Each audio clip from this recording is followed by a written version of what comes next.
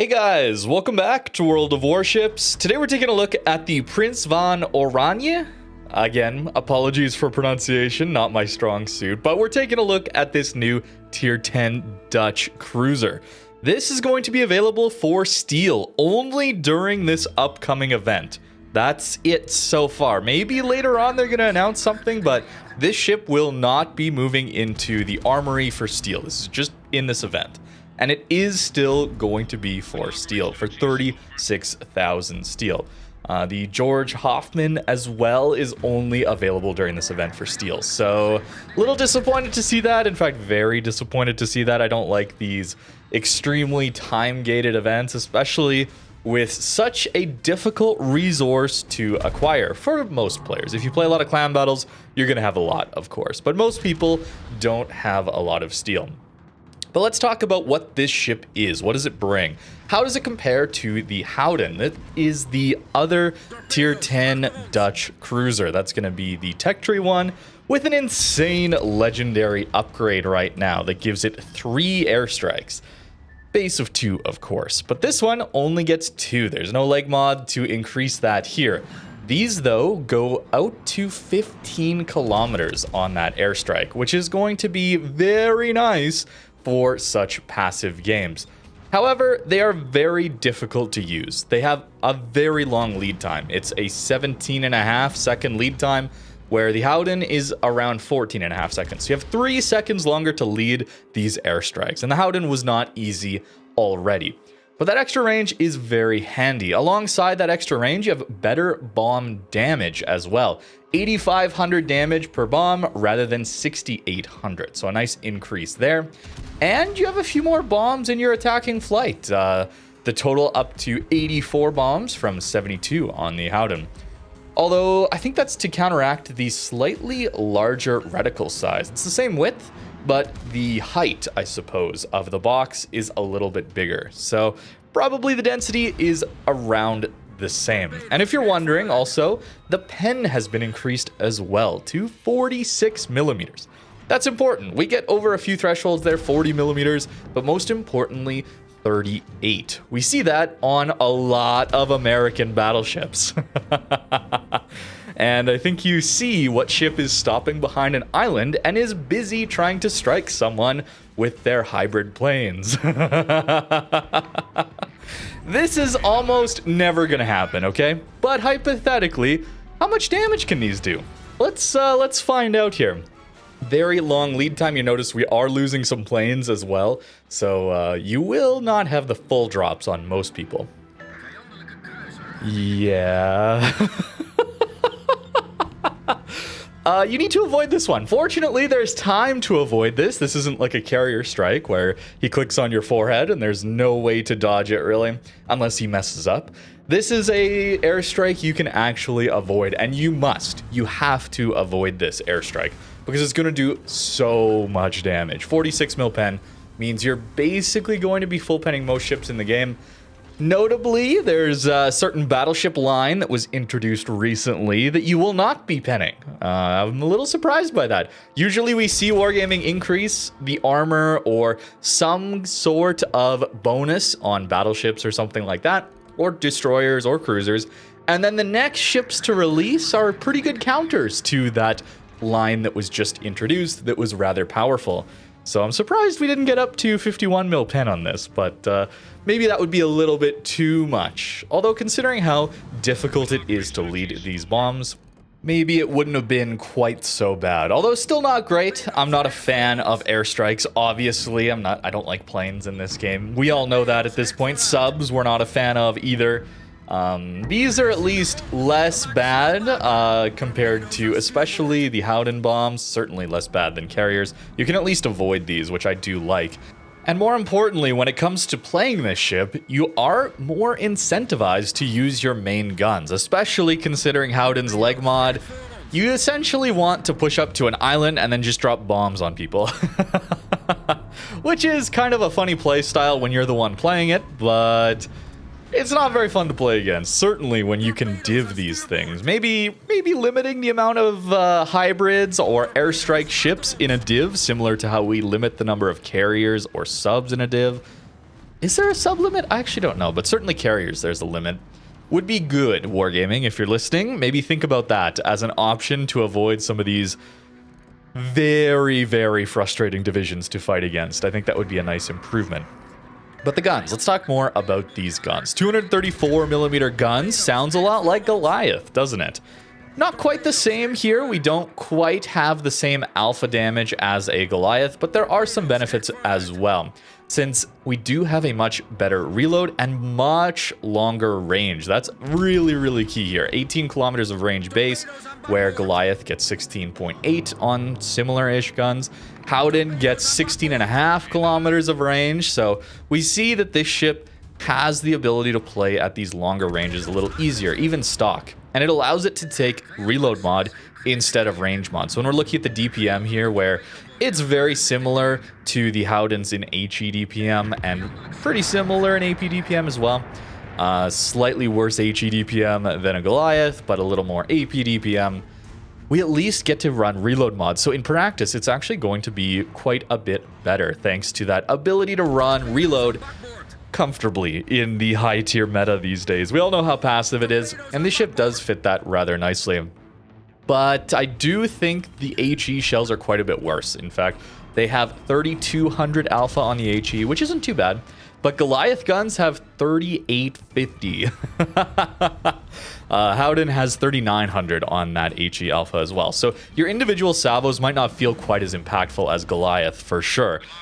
Compared to Howden, though, we have Crouser Dispersion. I should have mentioned that earlier, I suppose. But Cruiser Dispersion is a massive bonus. Howden has Battle Cruiser Dispersion, which means it's going to troll you a lot more often. Less shells on target, less accurate shells on target, means the guns are just going to perform worse, in my opinion. And that's maybe why, I suppose, we see so many people just run for that leg mod and then only use the bombs, because they are incredibly powerful. I mean, just as an aside, I wish they had gone with Howden like this, where they had nerfed down the reload on the bombs for the Howden as its legendary upgrade, and gave you Cruiser Dispersion buff to the main guns as its legendary upgrade. It would be certainly quite a bit less frustrating to fight against. You also do not have the pen of the Goliath HE guns. So Goliath HE with the 234s has 59 millimeters of pen. On this ship, we only get 39 millimeters of pen. Still very good, but not quite enough for something like a Libertad, for example. 18% fire chance versus 24. Here, reversing out and trying to surprise the Minotaur. Holland does spot us, kind of ruins that surprise, unfortunately. Still getting some Citadels, though, which is nice. To speak about this AP, it has solid pen, actually. Much better pen than Goliath does. At 13 kilometers, we still have 327 millimeters of pen, just as an example of mid-range salvos, for example. 223 mil pen on the Goliath guns. So your AP is going to perform quite a bit better than the Goliath, especially out to farther ranges. Although no improved pen angles, which I would love here to try and deal with this Minotaur. Missing another drop on that Bourgogne, it's so hard to lead, guys. It is very, very difficult to lead these drops, which is, again, a good thing, but just know that about playing this ship. We get up to 164,000 damage in this one. Not bad, but we do end up losing this one. It does lack a little bit of battle impact, I will say. There's no radars here, and it's a little bit difficult to impact those DD engagements when you only have a submarine on your flank and the enemy team gets a destroyer. It's a little bit hard. And yes, that was over 40k damage. 43,000 damage from those bombs. The potential is there, and you definitely need to avoid them. But I really like the shell velocity of these main guns. Perhaps that's why the AP performs so much better than Goliath. The shell velocity is way better. So if we're talking about, let's say, 16 kilometers of range, let's take Goliath's almost max range with reload mod without taking range mod, and we got ourselves a flight time of 10.6 seconds on Goliath. Prins has 8.8 seconds of flight time. Very similar to Howden, in fact, on its flight time. So much more comfortable to use. And we get a Citadel there on the Des Moines. I'm going to get a little greedy here to Citadel the Des Moines as he turns away. But he's actually just going to stay bow in. So my teammates probably are going to finish him off. But I like playing the Prins here over the Howden for the main guns. If you want just the funny airstrikes, Howden is the much better option in my opinion. Easier to land the strikes, you get more of them, and especially the reload is much faster on those airstrikes. You have a base reload of 100 seconds, Prins has a base reload of 160 seconds. Which of course can be buffed with some commander builds as well as upgrades on your ship, but this one will not have the legendary upgrade like the Howden does have, which significantly boosts the ability to spam out airstrikes. So don't think of this ship as an airstrike spammer, and I do like that quite a bit. I'm glad the AC and the AP here is quite solid, as well as the dispersion. Reload's not too bad either. You still get the decent Howden hull, which has pretty solid armor, even at closer ranges. You get a pretty nice icebreaker, as well as your upper belt being auto bounce for battleships at 40 mil plating is enough to auto bounce battleships at closer ranges.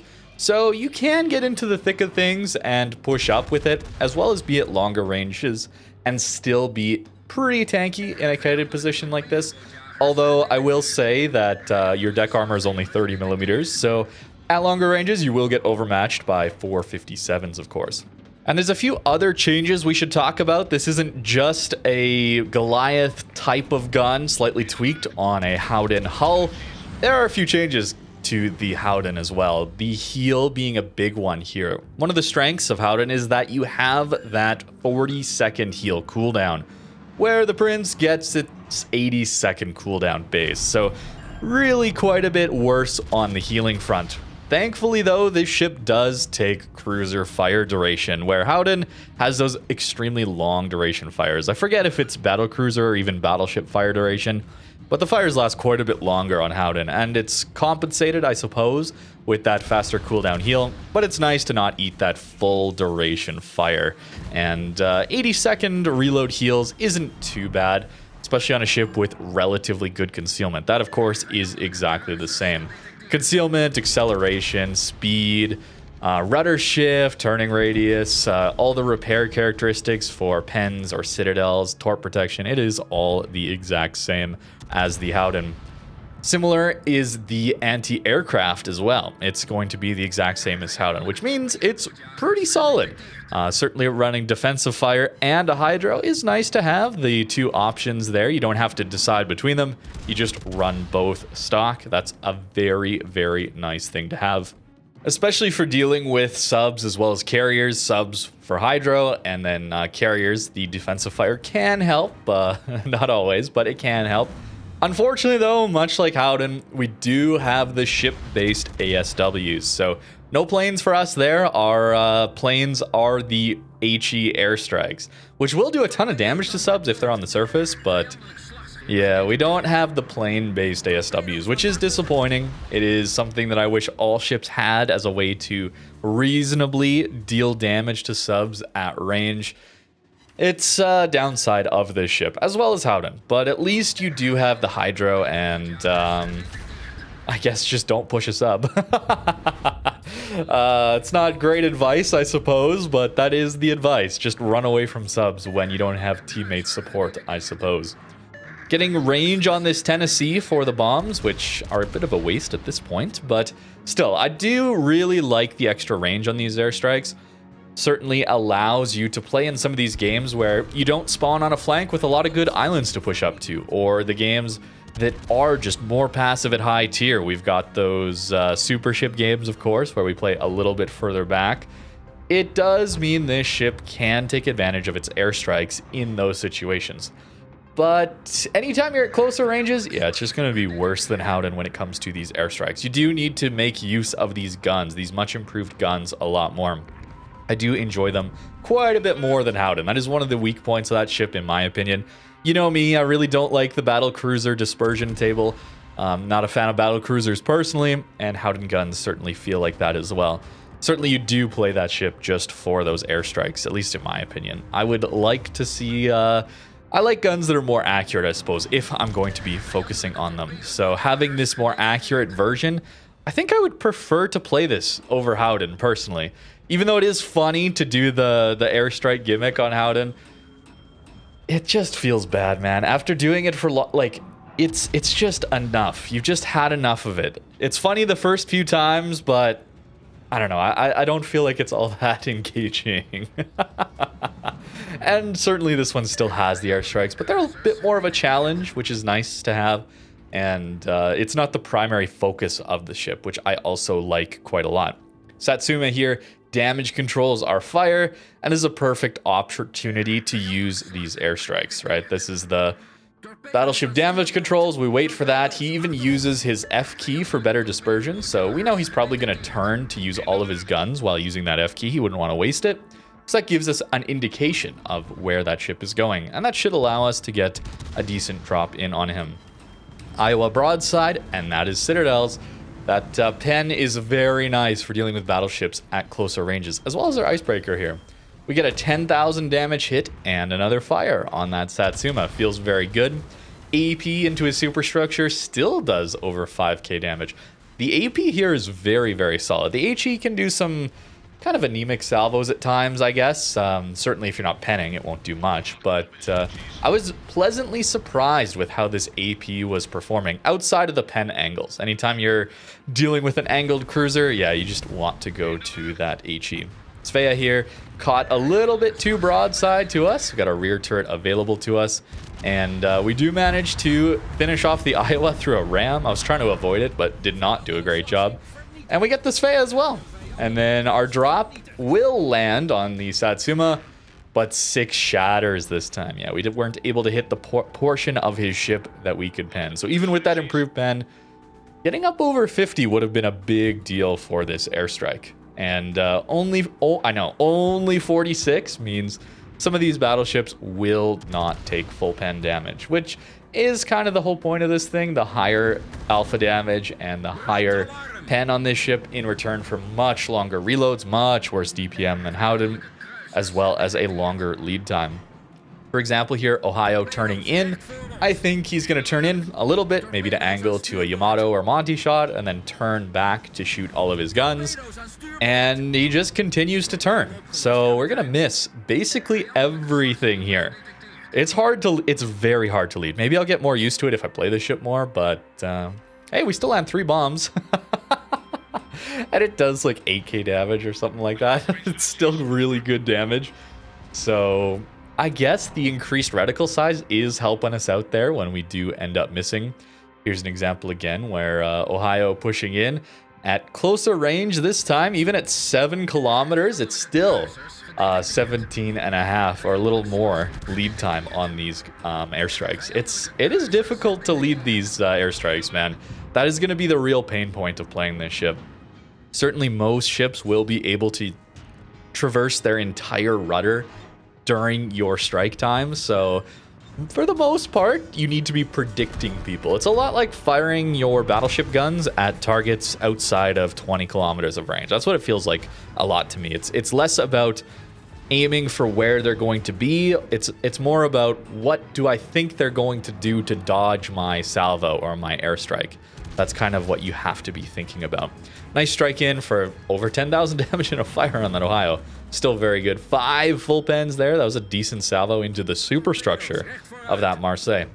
It's a solid ship with very, very nice guns. I really like these guns a lot better than the Howden, but the problem being you're playing these ships with these airstrikes probably for that airstrike gimmick. There are better guns than this at tier 10 if you're wanting to go for a gun-focused cruiser.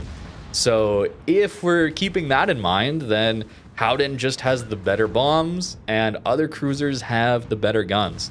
So I guess if you're looking for this combo of very long-range airstrikes compared to Howden, or you just want better guns on your Howden with less of a airstrike focus, this could be an interesting option. But for 36,000 steel, it seems like a lot.